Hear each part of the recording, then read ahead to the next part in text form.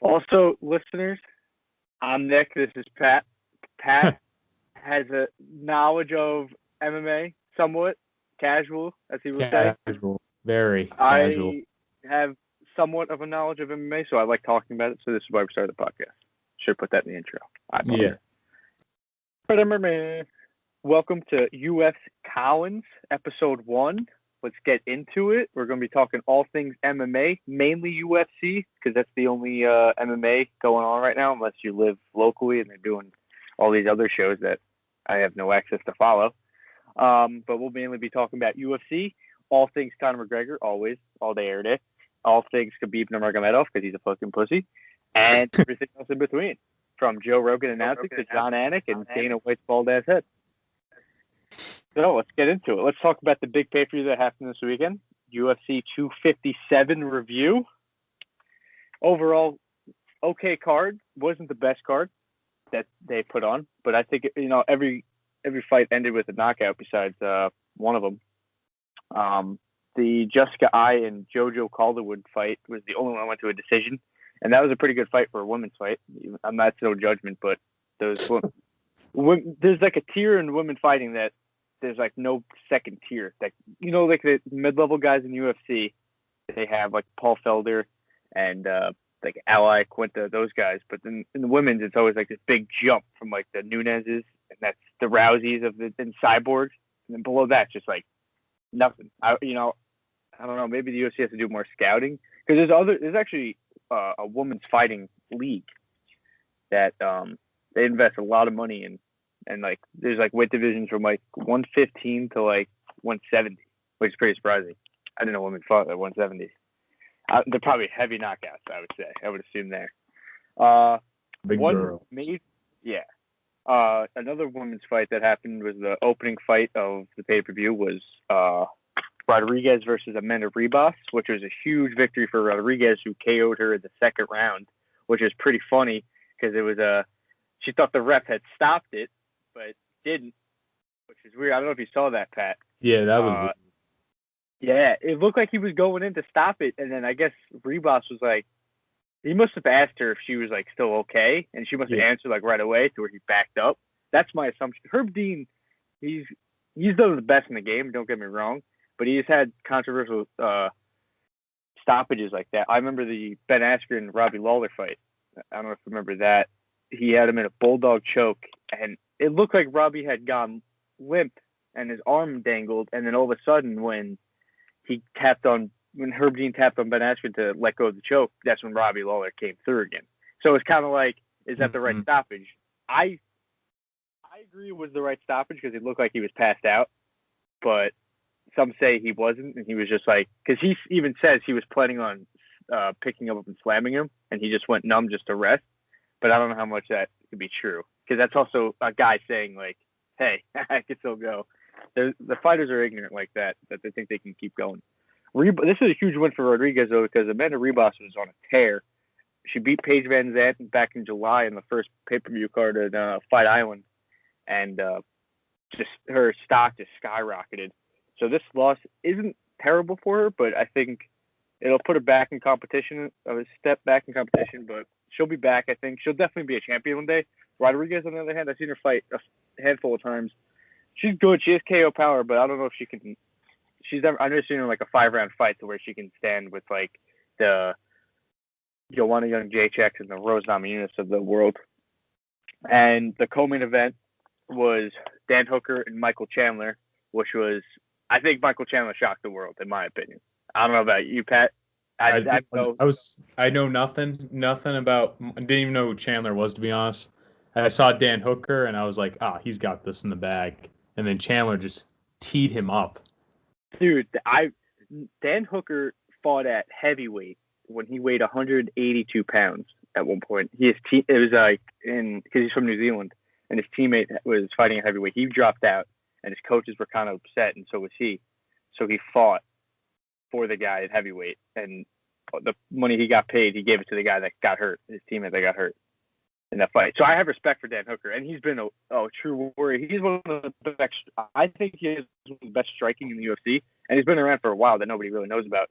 So this is a huge fight for Chandler, and everybody was just counting him out because I think Ben Askren kind of put a stomp on, like, if you're coming from a different tier promotion to the UFC, if you think you're really that good, that people just assume that, oh, he's just he's in a fat shit because he's never fought in the UFC.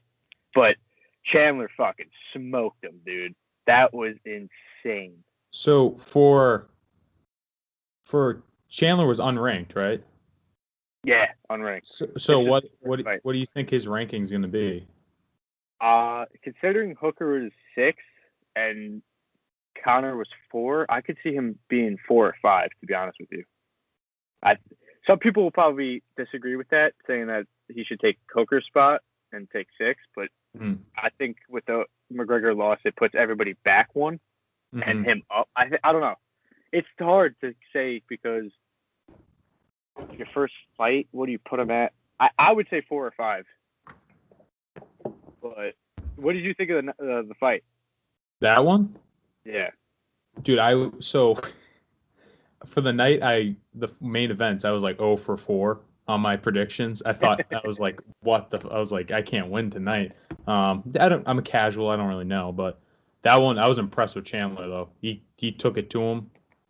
I was shocked. I thought Dan Hooker was going to be more like strategic about it, but no.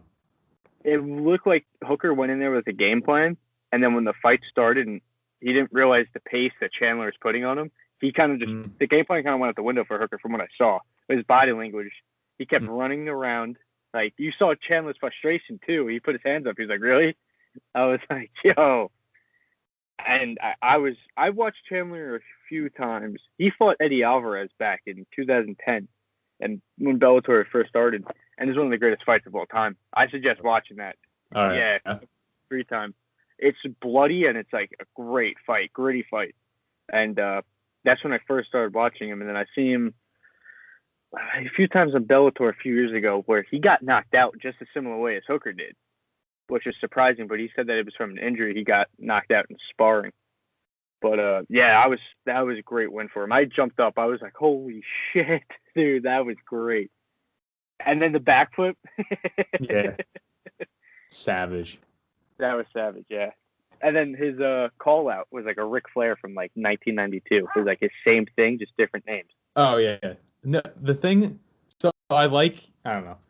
I didn't get it was a Ric Flair thing, not a big wrestling guy. I thought the call-out was kind of fucking, like, cringe. That's just my opinion of it. Very cringy, but, like, I guess if you're doing it for Ric Flair or whatever, but I don't know. That was cringy for me. I agree. Yeah, I thought it was very, very cringy until I found out. I didn't find out it was Ric Flair after, so he, like, Hawani, shout out. And I was like, oh, that makes sense. That makes sense. The way he talked, the way he raised his voice like that, I was like, okay. And after that fight was the main event, was the Conor McGregor versus Dustin Poirier fight, which I think Dustin Poirier shocked the world, but shouldn't have shocked the world, in my opinion. I don't know about you, Pat, and what your thoughts are. Yeah, so what you think of the main event? So, love McGregor. Always going to love him. That's my guy. First round, I was like, all right. He was kind of in control. He got the strikes. I thought Poirier takedowns, he was doing well defending the takedowns of Poirier. I thought McGregor was doing a better job, and I thought Poirier was going to be gassed after that first round because he looked like he was exerting everything just to try to take McGregor down. But I guess he got his second win in the second round, though obviously the leg kicks took a toll on McGregor. He got destroyed, which was shocking to me. Yeah. I was like, you're just gonna stay there and let that happen? I don't know. And then to the point where, all right, you're on one leg, and then he got him right in the corner, and then McGregor, there was literally nothing he could have done. He just got teed up. Yeah, he got teed up on. And I was just like, what? When I saw that, I was like, oh no. And then Poirier started going to town. I was like, I was like, this is over. I was like, fuck. Because usually McGregor's in that. He's the one doing it. I know. And it was crazy how he was getting some good strikes. Earlier in that round, he was getting some good strikes in too. He was winning I thought he was in control, and then it just went like that. As soon as the leg gave out, it was game over. Oh, it was game over. I was watching it, and then when I saw him, he was doing the same thing that Poirier did to him. Like, he had Poirier on the cage. He had him, like, scrambling. And then all of a sudden, when McGregor and Poirier flipped positions where McGregor's back was on the cage, that looked to be it. And I watched it and I was like, that's a Diaz fight. Like, if you remember the first Diaz fight when he was getting beat up in that same situation, in the same area of the cage, and then he took the shot and got choked out. We all know what happened there. But, like, that was like, oh, shit, this is like a chain of events. Because you just saw McGregor just, like, I love McGregor. You love McGregor. But his heart isn't as strong as some of the fighters in the UFC, I will say. From the Diaz, I think he quit in the Diaz fight, won. And he almost quit in Chad Mendes back in 2015 when he won the interim featherweight title. Where Mendes was just ground and pounding him, and McGregor had no answer. And then he finally broke Mendes' will. But I think if Mendes kept that pressure, McGregor would have quit. But we've seen this too. Like, even in the Mayweather fight, even though he got tired, he kind of just gave up. Like, he didn't go the next 2 rounds per se. I can only say from a fan, I haven't had the balls to step into a cage and fight for X amount of minutes, but from what I've seen, it just looks like he gives up a lot, which is okay because I don't care. Like, that's on him, and if you feel, and it makes sense because in this situation where your leg is just shot, I would too. Like, what the hell's the point? Like, either you continue second round, you get to the second round, and you're gonna do the same thing in the third round. It was either a matter of time, in my opinion, it was to continue. But that's what the fight. What's up? Sorry to cut you off. So you think, throughout his career, it's been always conditioning with him. Is he going to last? Do you think it's ever, I feel like there's some things you can train and be better at. I feel like conditioning and like having your heart in the game, not like you'll fucking die before you get knocked out in that cage. I feel like you can't teach that. And something about McGregor, especially this time, it's not life and death for him anymore. I feel like he's not that he's gotten too comfortable. But, like, I mean, he has millions of dollars. Like, it's not before when he was coming up, he needed this. He needed to win. He needed the money. So you saw the fight, I don't really see the fight. He was very calm this fight week. He was talking his shit as normal, but, like, he's just a very different person now. I don't know if it's a good thing. I don't know if it's a bad thing. I think it's a good thing for him, for his personal stock and him as a celebrity. Because you got to think of it, McGregor's not a UFC fighter anymore. He's a celebrity. Mm-hmm. And the Mayweather fight changed everything for him, which is great. You saw a guy that was on welfare in his first UFC fight, and then the Ireland IRS was coming after him, and then he just keeps winning, and goes on this tear, wins his belt in featherweight, beats Aldo in 13 seconds, and once he won that double championship and fought Mayweather and got rich, like you said, everything changed for him. Where it's like, my buddy texted me, Eric, he was like, fighting is a poor man's game, and that's when you see the best fights. Is when somebody's got everything to lose and nothing. Like, you know what I mean? Like, he's got everything to lose. McGregor has nothing to lose. It was like, he did, but he didn't at the same time. Like, he was walking away with $25 million. He was making more than Dustin Poirier no matter what. Yeah. Like, and just like you said, it just like doesn't need to have that heart, because why? Like, I feel like he lost his why. I personally think, and he's a nice guy now, but I don't know. It might hurt his career going forward. But if he, like how he says, I know he said this in one of the interviews, he's looking for legacy more than belts and all the other stuff. But I mean, how much can you say legacy when if you keep losing, you're not gonna have much of a legacy, What do you think? Do you think? Because I've thought about this. I think I've gone back and forth. I think McGregor should just retire and hang it up. But what do you think? So I'm very mixed on this, because in his career, he's even said it. I saw a video on him talking about when he first started in like 2013, when he was like, the goal is to buy my parents a mansion, to get a car for my girlfriend every day of the week, make sure my kids are all set, and then he'll be happy. I think at this point he's happy. So at that point, if you're happy with your life, dude, just do you, focus on your brand, focus on Proper 12, go away from your family man now, focus on that. But I don't know, when I saw him with the Cerrone fight, saw him there, I was like, he came out, and I was like, wow, this is the best I've seen him in a while, you know? Yeah. And I was like, damn. And he was talking all this during the fight week. He was talking, this is the best shape I've been in my life. Stuff like being like, oh, like I could take on my former selves. That's what he was saying. And it's just like, I didn't see that at all. It's like, No. I was impressed with Cowboy, even though Cowboy's an older fighter, but still I was impressed. I saw some fight in him because I feel like he missed the sport, but I don't know about this round. He just didn't look like he was all there. So in that case, maybe he should. I still think he can fight. I still think he can fight. I gotta be honest with you. He fought a great first round. Like, he definitely could have done things where, you know what it was? When I said this because Scott was over watching the fights with me. He said, I said to Scott, I was like, he's playing Poirier's game. Like, I think he hurt Poirier in the first round with that left that cracked him. Yeah. And he had him wobbling. He had him hurt I want to say he had him hurt 3 times in that fight. And that's when Poirier went for the takedown. And I was like, McGregor's not putting pressure on him. If McGregor's putting pressure on you, like how he did with Eddie Alvarez, how he did with Nate Diaz, even in the second fight when he dropped Nate Diaz. Who drops Nate Diaz other than Jorge Masvidal and Josh Thompson back years ago? Like, he was like, I felt McGregor wanted that war, like how they kept going back and forth, how they wanted to make it a war.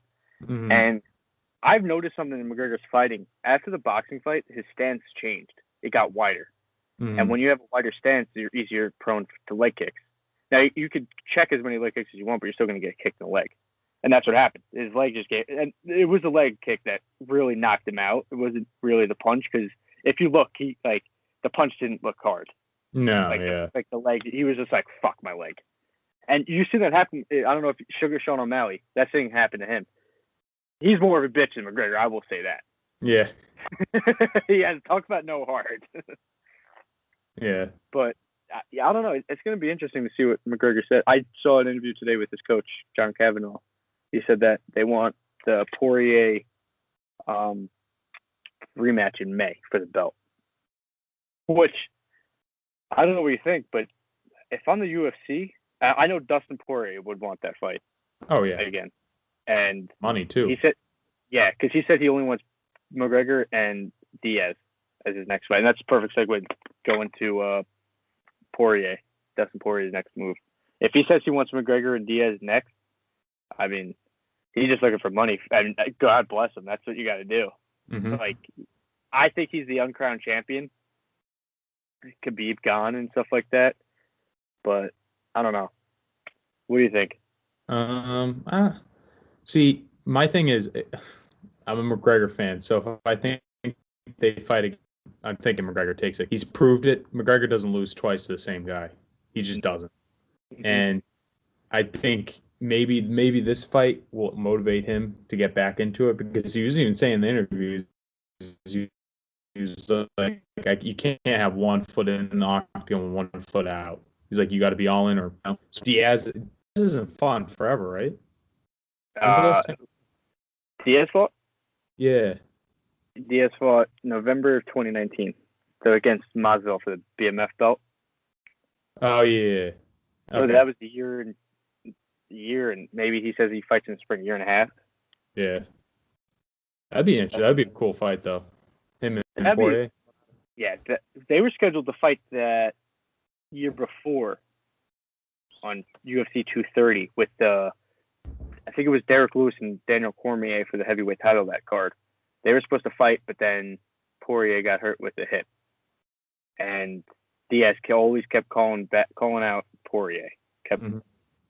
He kept reminding Poirier that he bitched out on that fight, as Diaz naturally does. Yeah. So and I feel like Poirier always wanted that fight too, because that's a good ass fight, I think. And that'd be a brawl. That would be a brawl, dude. And even if it goes to the ground, like, that's a good fucking fight, because grappling wise, like, those two jiu-jitsus are just insane. Insane jiu-jitsu. But the ball's totally in Poirier's court if Khabib doesn't come back. If, like, say Khabib, I hate this whole Khabib thing. That really pisses me off that Dana's doing this. I feel like just let the man retire if he wants to retire, because Henry Cejudo, you know who that is, right? Yep. Cringe, he retired, Captain Cringe. He retired in May or April, whenever the UFC came back, one of the first events. And then, like, the next day, they, like, stripped him of his belt. Khabib retired, and he's still the champion. Mm-hmm. And then, did you watch Robbie Fox's interview with Dana? I didn't. No, I watched the McGregor one. I didn't watch the Dana one. If you have time, watch the Dana one, because he calls out Dana in not stripping Khabib, and Dana's face is just, like, hilarious, because he's like, that doesn't make any sense. Why would I strip him if he's retired? Robbie Fox is like, well, he's retired. He's not gonna fight. Yeah. I was like, why? He's gonna milk this whole thing. I feel like everyone in the world wants this. They want Khabib and McGregor again. Everyone wants it. Mm-hmm. Someone's gonna die. Yeah. It's gonna happen, but you can't keep talking shit. You know? Because McGregor can't keep his name out of his mouth, and vice versa. He can't keep his name out of his mouth. So just do it again. Give McGregor a chance. I don't know. It's tough. That's what that's pretty much what McGregor said in his post-fight presser. He was like, because I don't know did you see Khabib's tweet after the fight? Yeah, Bitch ass tweet. And McGregor was like, that sounds like fighting words. Give me a shot. That's said.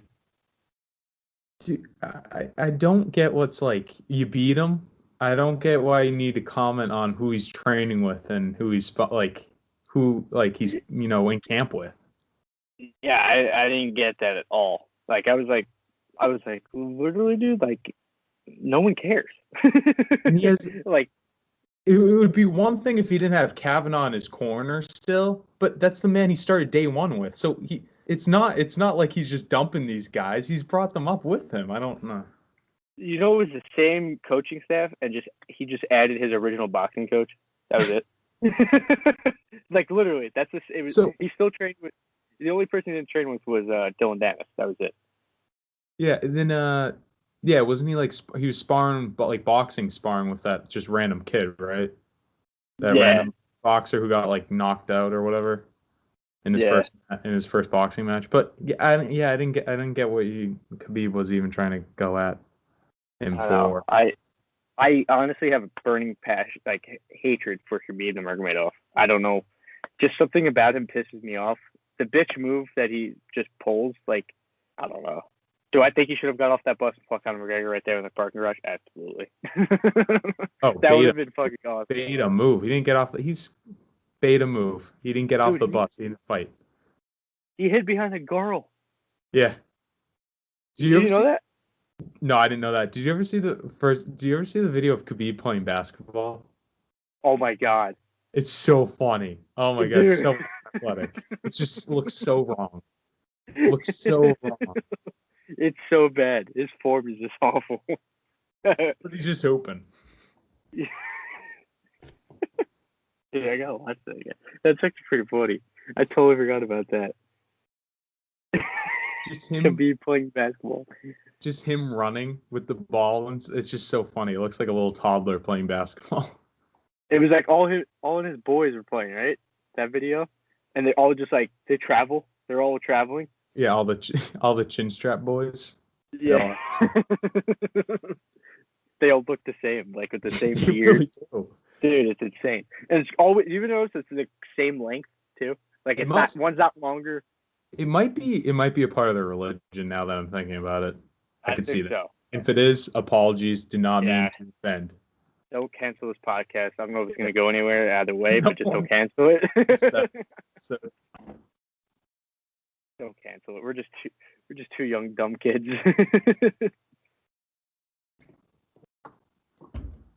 So we got McGregor. What about have you seen the Diaz tweets? No. I'll look them up. So he tweeted, I want to say that like morning after the fight of McGregor Poirer, and he tweeted, "These guys get finished all the time." And then he tweets the same day with a picture of him facing off with Poirier, like actual face off. "I'm training to whoop your ass next. Be about it. Don't talk about it." I thought it was pretty badass. And then Justin Gaethje had called out Diaz. He replied to Diaz's tweet, and I got fun what he said. He says, "You haven't fought in fucking year and a half. Sit your ass down." This is what Gaethje said to Diaz.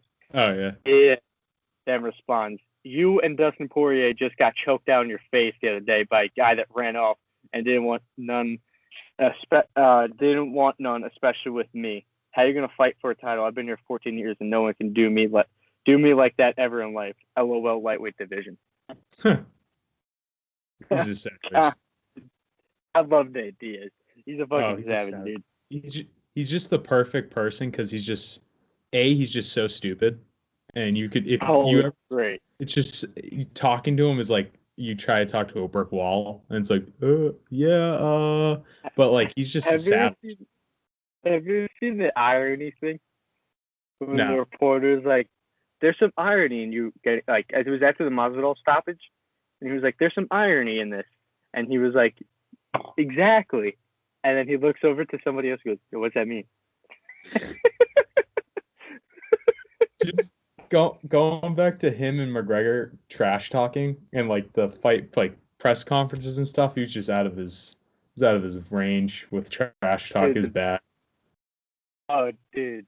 So McGregor was making fun of him because he was like, he makes animal balloons with the right hand and something with the elderly hands with the left hand. And then his comeback was like, "Fuck you." Yeah, you're a bitch. Fuck you. Yeah. He was, what was it? Comeback is that? He's making animal balloons with one hand. And he's throwing up, was it gang signs in the other? I think that's what he said. Yes. Yeah, that's exactly what it is. And then he goes, "Fuck you, fuck you." Just in the money. Yeah. Remember the money interview where they're talking like it was the CNN Money or whatever. And he's like, "Nate, go fetch me a coffee." And Nate's like, just sitting there like this. He's like, "Why am I even here?"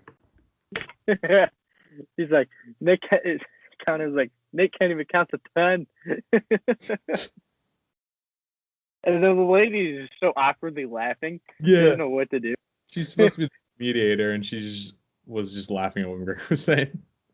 Yeah, dude, she was feeding into McGregor so bad. "Go fetch me my coffee." Yeah, Nate, go take a coffee break. And when I mean coffee break, fetch me my coffee. Dude, that's when McGregor was shattering, like, just shocking the world with everything. Yeah. You know, I was talking with this guy at work because me and him talk about fighting a lot. He was like, I honestly think, like, the McGregor stunts, like, back then in 16, like, his beginning of his career was all act. Like, what we saw this week was a true McGregor. Oh, I could see that. You right? I was like, dude, like, I could see that a lot. I mean, if you really think about it, Dana's trying to run a very similar thing to what the WWE is. If you really want to get down to the bare whatever, he's trying. You want the heel, you want the hero, you want that. You want the person talking shit. You want the cocky person. You want the cocky person getting their ass kicked. You want the other underdog to win. You want all these storylines. It's just that's about sports, and that's why I don't know because. The one thing I do think McGregor, the one real thing he actually did was when he went and tried to attack Khabib. I think that was real because because Dylan Danis was involved and that's like his boy. So like he wanted to fuck him up. But I think after that, they definitely were like, after he got arrested and stuff like that, he had to pay and go to court. They definitely were like, all right, like let's play this character up a little bit. And then he got into the Khabib trash talking where what he was saying to Khabib in those trash talks, oh my God, he was going after his family, going after everything. That was fucked up. Definitely they're like playing to a character a little bit, but or maybe it's he had a bunch of children and he's a changed man now, doesn't like the former self, off cocaine maybe, off the whiskey maybe. Mm-hmm. That seriously could be it, dude. That I feel like that 18, like that whole Khabib everything. And they even did that in a promo video. I was like, the whole bus thing, like they carried that throughout the whole storyline.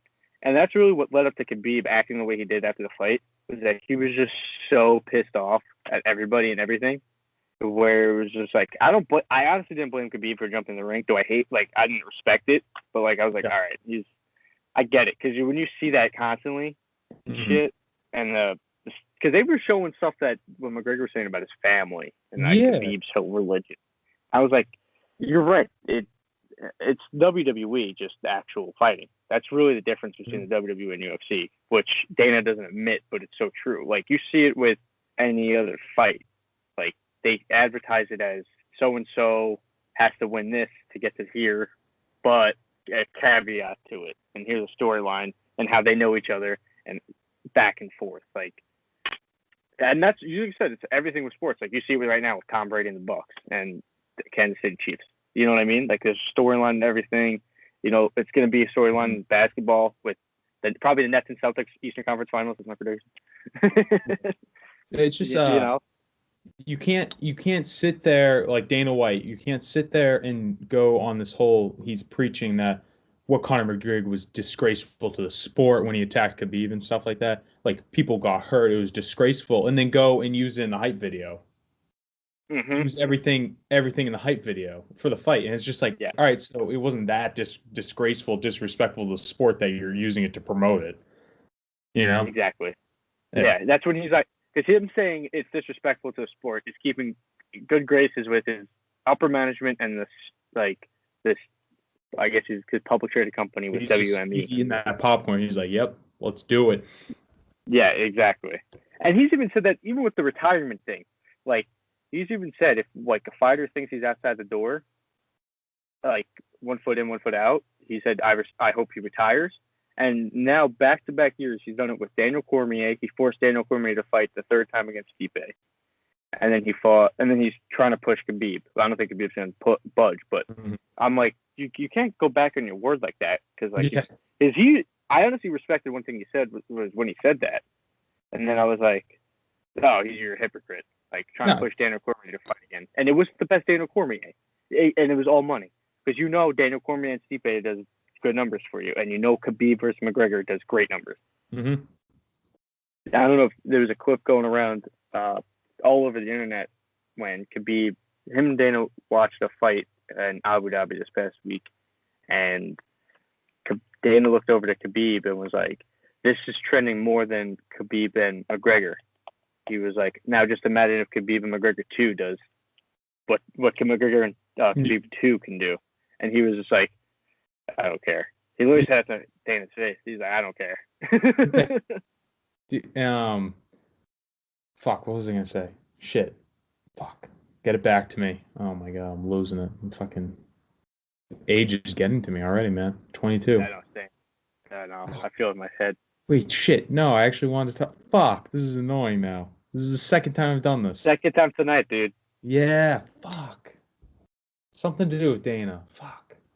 Oh, all right. Yeah, I got it. We're back. So what I was gonna say, I was like, I feel like the reason why he's doing this stuff, like with Cormier and Khabib now, he's realizing, especially when McGregor dipped for a while and was like, all right, I'm done with the UFC. He's realizing that in the fight game, you can't keep these guys forever, you know? So he's trying to milk them. He needs them.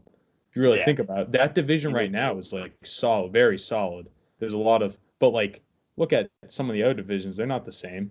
And he needs for the money for him to keep his job and stuff like that. He needs them in there. So that's why he's probably pushing these guys who want out. He's like, no, I'll give you more money. And they're like, no, I just don't want to fight. And they're like, no, we need you. We need a star to sell it. Push this crappy pay-per-view. It's true. No, you're 100% right, dude. Like, and it doesn't, like you said, as you call yourself a casual, like, doesn't take scientist, like a brain surgeon to figure that out. Like, it doesn't take a hardcore fan to figure that out either. Like, Dustin Poirier is such a good fighter, and I feel like people watching this weekend had no idea. And it's a shame because of the skill that Poirier possesses, and it's just like has no platform to show it. Like, nobody really cares. But then when you watch him fight McGregor and you repeat McGregor, people are like, oh, McGregor's washed. No, Poirier's just that good. Like, it's not that McGregor's bad. Like, McGregor fought a great fight. I don't think McGregor's terrible, but Poirier is just that good. There's a reason why he was number 2 in the division. Like, people forget that. And people forgot that with Cerrone, too.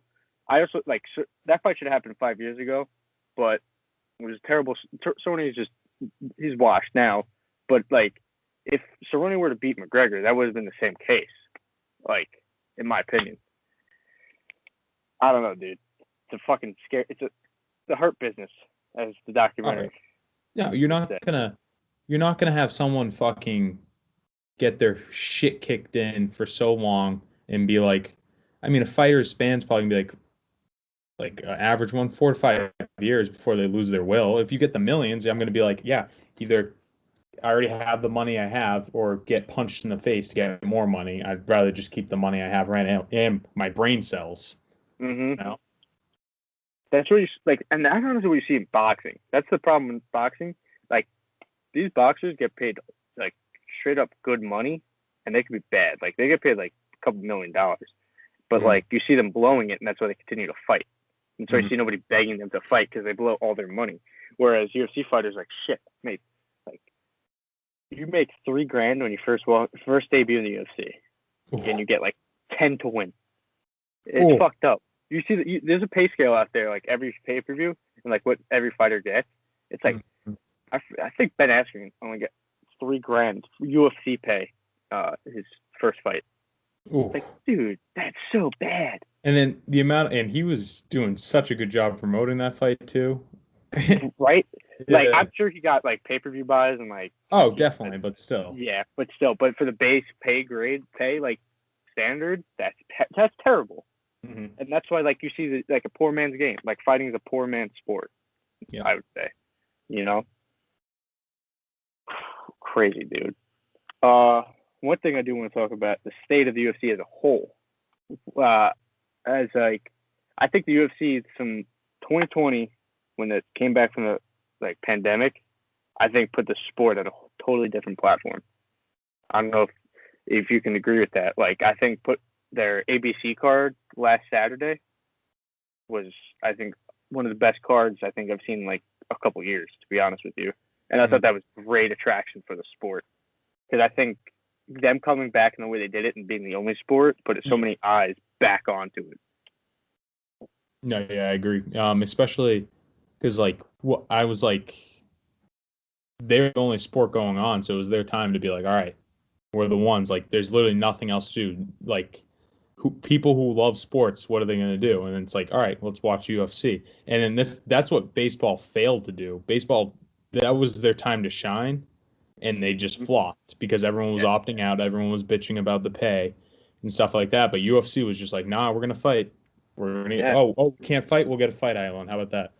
Mm-hmm. That was that was total badassery of Dana White, I think.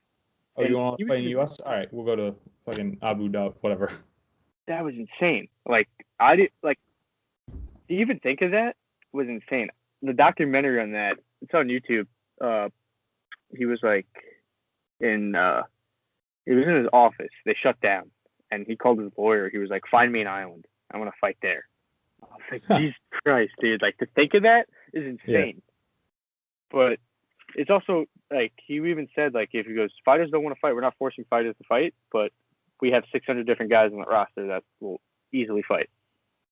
And the way that they're doing it too, I've heard nothing negative about like COVID testing and stuff. Like, they're doing it right. Like, they're probably doing the best sport doing it, because like, maybe there's some stuff that they, quieted down in the news, but like, not bad as like basketball, where people are going out to strip clubs, not like football where people are going out to strip clubs. Yeah, you're right. They're taking shit seriously, and it's like that. Yeah, the only thing I will say that is like annoying, I really don't like ESPN Plus. I really don't like that. I really would just rather, like, why do I have to? All right, so I have to pay a month subscription just to buy, and on top of the pay-per-view buy. Pay-per-view buy that. See, I didn't like that either. I would at least shorten the payment. Like, it doesn't have to be $70. Yeah, and then I feel like that. You can't grow a brand like that, in my opinion. You just can't. Mm-mm. Like, you want to get more exposure of the sport, but you can't do that if people can't afford to buy the pay-per-views. And then comes the illegal streams that where people are going to go to. If you made it cheaper, there'd be less illegal streams. Dude, you're 100% right. Like, you can't fight illegal streams, when you're the reason why there's illegal streams. Yeah. You know what I mean? Like you are the problem, and you are also the solution. And then he's like, yeah, that's right. Once you start illegal streaming, I'm gonna get you, you fucker, as soon as it gets on. Dude, fighting illegal streaming, guess what? You're out of your league, bro. Because there's freaking geniuses out there who will always find a loophole to illegally stream. Yeah, It's just gonna happen. You can't. It's fighting a losing battle. You're wasting money. It's stupid. so stupid, dude. I think it's dumb, and I'm surprised it hasn't been. Like, I'm surprised it hasn't been on ABC and like ESPN. Like, I don't know I wonder how the NFL is more of an establishment already because of how long it's been around. But maybe 10 years, 15 years, you see it in like a network full time where they don't need the pay-per-view. Because even if WWE went away with the pay-per-view, like you only pay the subscription for $9.99 on the network, and then you have the pay-per-view. Which I'm surprised, which I thought was going to happen on ESPN Plus, which is why I had originally bought it. Yeah. Like, oh, let's go. And then they didn't do the pay-per-views at first, and then they included pay-per-views on ESPN Plus. Like, that's stupid. It's just, yeah. So what? I spent $74 on the pay-per-view, and then $7 for a monthly subscription that I have to cancel. And then if I don't remember to cancel it, no one's going to tell me that I still have the subscription, so I'm just going to keep getting charged. Dude, subscriptions, not anything to do with UFC, but like Amazon Prime subscriptions, they're all fucking scams. It should be so illegal for for you to be like, all right, I want to use it for this month, and them not warn you at all that you're going to have to be like, oh, hey, you're paying this much. That should be illegal. That's stealing people's money, and everyone gets away with it. Oh, 100%, dude. I have Prime, and I do like the yearly thing, and sometimes I'm like, it was like $79 this past year, and I was like, what the fuck? And I was like, I didn't even know I had Prime still. First of all, I was like, what the fuck? Like you forget, and that's how they get you. It should be illegal. It should be an automatic stop, in my opinion. Oh yeah. I don't know how you can. Yeah, it's tough. Like you want to be a big sport, you want to get it more exposed. It's tough when you're offering prices like that, and 100%. To go to a streaming platform that was almost as like, because what did they use before? They used Showtime, right? No, they just use regular. Like, what do you mean, to air the pay-per-view or air the regular pay-per-view? They just use regular pay-per-view. Oh, really? Oh, okay. Like, you could either do that. You could either buy it on the website. I was thinking McGregor and Mayweather boxing. That's what I was thinking about. Yeah, that was Showtime. Okay. Yeah. So but you could usually just go straight to their site and buy it. Yeah, so I'd rather do that than freaking go to a streaming service that wasn't working before. You know, like ESPN Plus wasn't big before. Yeah. Just sucks. It's ESPN to get more subscriptions, more money. It's just I hate it. Did you? Yeah, the numbers came out last year about the Cowboy Conor fight, and they had 2.5 million subscribers for that fight alone. It's fucking insane. That is insane. But and then do the next month and see how many of those subscribers left. Literally, or I'm still getting charged and I don't even know it. Yeah. Just it's such an expensive sport, especially if you want to be an analyst of it. Like you and me, if we wanted to like go through every how many cards are there a month? Oh, dude, there's once every week. Yeah, and you had the odd month where it's only one. So it's like, all right, so picture like 3 or 4 events a month. Yeah, so you're paying $70 per pretty much, and then on top of the subscription, you're paying over $200. Sometimes even $300. There's one pay-per-view each month, and then there's the ESPN card, ESPN Plus card, and it's either ESPN. So you spend $75 a month, essentially. Oh, okay. Oh, that's not bad. But that adds up. No, yeah. I almost came up with a thing where it's like 12 months. Yeah, like I was like, once you market $250 and you get every pay-per-view, I would buy that. Like, I'd spend $250 and you just have every pay-per-view, or I get a deal like that. I feel like that'd be better. Like you just buy, like sound like they do that with like Sirius XM. took like a year for like X amount of dollars. Mm-hmm. I wish they do change that though. I wonder if that'll change in the next coming years because that's the only pay-per-view thing that's still going on. Like, you don't really hear any more pay-per-view. Like, Yeah. That was weird. One fighter I do want to talk about that has been low-key, but it's still not always was always in the news. Jon Jones. I don't know if you've been following him. He's fucking huge. Is he real? Oh, I haven't seen him. Oh my god, dude, he's like 250 right now. He's moving up to heavyweight. Oh. So he's fighting. So Stipe Miocic and Francis Ngannou are fighting at the end of March, and their plan that looks is like a good card. Yeah, I think you got Volkanovski and Brian Ortega as the co-main, and then earlier that month you have Adesanya and versus Jan for the light heavyweight title, and I believe there's two other fights. There's Aljo Sterling, Long Island's native, and for the weight Anna Nunes and Hagen Anderson for the women's featherweight title, which that's a good month for a UFC fan. Yeah, in my opinion. They're planning on the winner of Stipe and Francis is going to fight Jones in either August or September at heavyweight, that's big money. But yeah, go to Jon Jones' Instagram account, bro, and he's fucking huge. He's like deadlifting. He's like just doing strongman shit, and I'm like, Jesus Christ! I can only imagine how he punches right now. The amount of power behind that, dude. He's a scary man. Insane.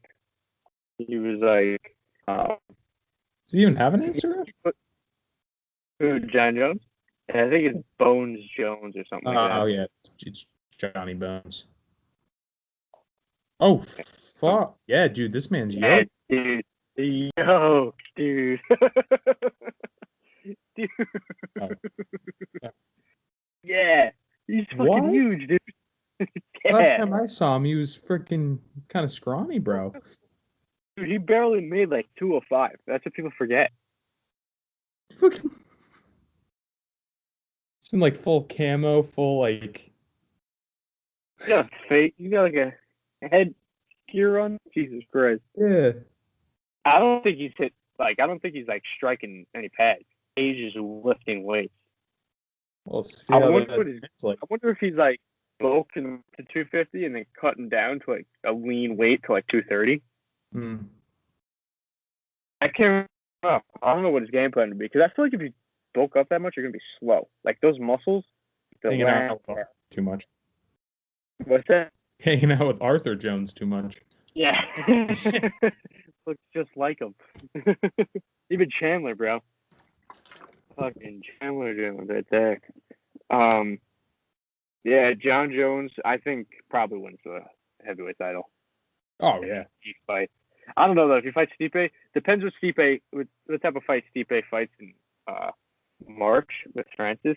If he can survive that, then I don't know though because when Stipe fought Francis the first time in January of 18, he beat him and then went on to face Cormier the first time in July and got knocked out early. So, and some say it was the shots in the Francis fight that hurt him later. He took much damage and it carried on to where his chin wasn't as strong. Oof. Well, yeah, packs a punch. Yeah, he does. He hits like a fucking Mack train, dude. Yeah. Mack truck. Shit's fucking wild. Jones is a fighter that, like, no matter what fight he's in, I'm just gonna be like, yeah, he's gonna win. He's just gonna win. Oh yeah. He's just gonna win. I mean, he almost lost his last fight. We were in Mohegan at his last fight against Dominic Reyes last February. Some say he won the fight, Dominic Reyes. That's like the only fight that Jon Jones was like close to losing. Yeah. But yeah, I don't know. I was better than Jon Jones. I would never bet against him. He's just one of the greatest of all time, in my opinion. Yeah. Some say Khabib, but I disagree. I will get into a tangent on that. Yeah, we're not talking about wrestling. No. That, and also, you can't be the GOAT when your first 15 pro MMA fights were guys that their that they were in their second MMA fight in general. Oh, You really? know that? No. Yeah. He was 15-0 when he went to the UFC, and his first 15 fights, guy that were like 0-1 or like no, like going to the second fight. Oh, that's stupid. Yeah, That's that's literally stupid. And then you also can't win the title against a guy who is only 15th ranked. No against Raging Al. Love him. Got so much heart to do that. But you can't be the greatest. That's how you win the belt, and then you fight once a year. Like, what is that?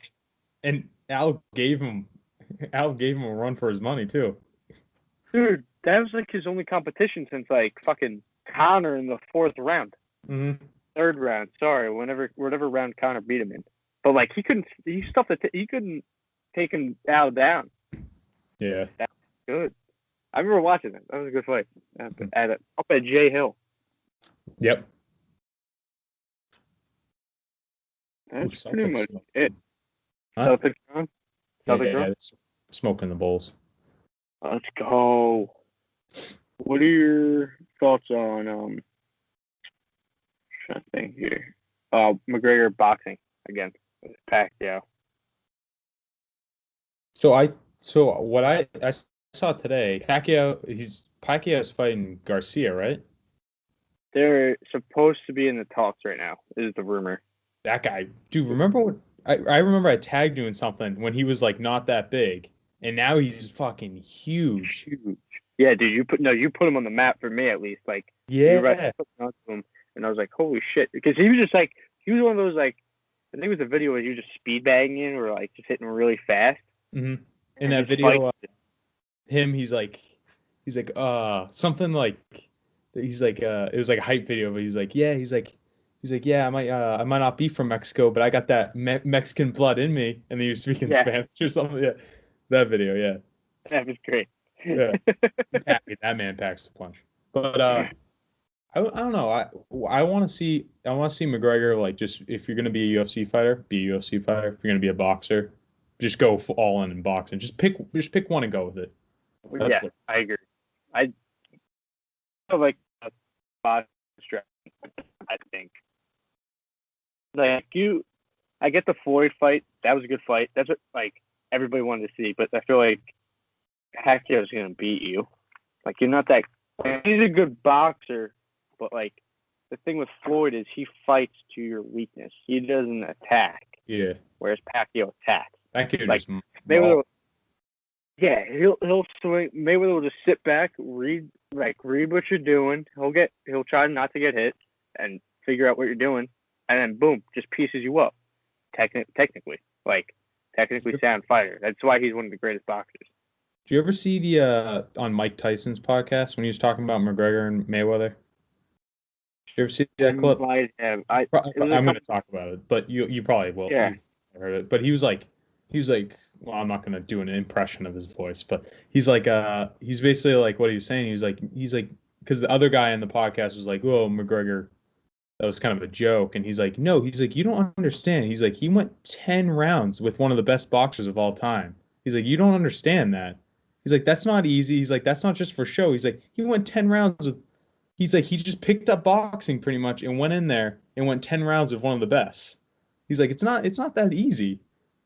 That is so true. He's like, that's not normal. That really isn't. You're actually so right about that. He's like,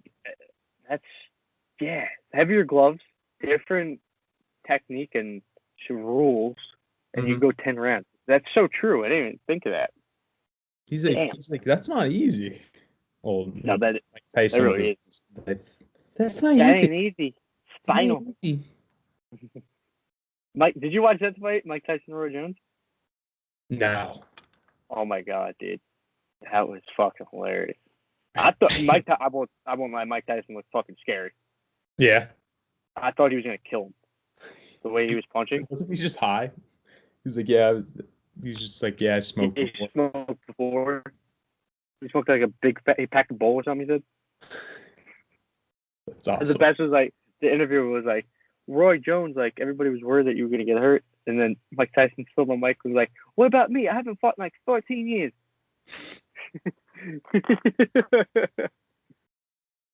fucking guy. You have anything else?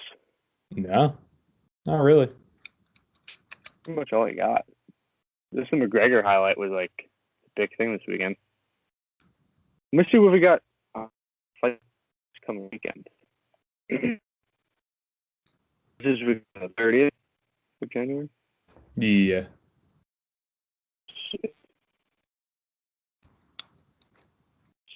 Yeah. We have. Oh, that's it.